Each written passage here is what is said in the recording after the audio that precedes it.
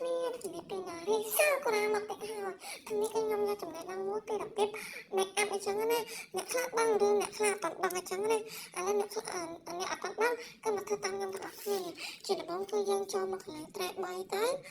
ចុចតាមខ្ញុំទៅដោយសារខ្ញុំអត់សូវចេះរៀបរាប់អីប្រហែលទេអ្នកទាំងគ្នាគឺយើងចុចតាមនឹងហើយគឺជាហើយយើងវារកពាក្យថា make up អញ្ចឹងណាជាវារក make up មកនេះគឺកន្លែងគេដាក់អក្សរ make up អញ្ចឹងណាអ្នកទាំងគ្នាគឺយើងចុចមកពាក្យ make up ហ្នឹងមកវាជាដំបូងគឺខ្ញុំរាប់ផាត់មុខម្ដងហើយចង់ចុចតាមខ្ញុំមកវាដំបូងអញ្ចឹងណាគឺកន្លែងនេះគឺ eyeliner គឺពេញនិយមជាងគេពណ៌ខ្មៅជាងដាក់ពណ៌ខ្មៅយើងដាក់ពណ៌ខ្មៅហើយគឺយើងមករកពាក្យនេះអាហ្នឹងគេហៅតបកភ្នែកគេអ្នកទាំងគ្នាត្រូវអត់តបកភ្នែកហ្នឹងគេផាត់តបកភ្នែក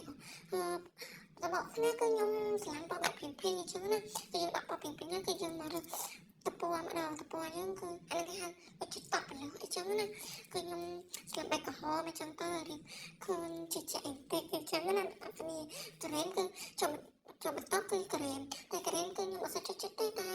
គេដាក់មកស្អាតតែខ្ញុំដាក់ណាអត់គ្នាមើលតែអញ្ចឹងកុំនេះណាបើសារក្រែមវាដាក់ទៅវាស្អាតហ្មង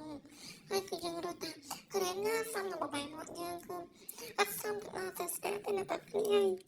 ក្រែមអត់ស្អាតទេនេះប៉ុណ្ណឹងបានអ្នកគ្នាជឿទៅគឺខ្ញុំហាមាត់ទៅដល់ស្អាតទេជាងចុះទៅដាក់អើយមាត់រៀបប៉ុណ្ណាមាត់ធម្មតាអញ្ចឹងណាអ្នកគ្នាហើយវីដេអូយើងក៏មានប៉ុណ្ណឹងដែរអ្នកគ្នាកុំភ្លេចជួយ subscribe ខ្ញុំផងបាយបាយ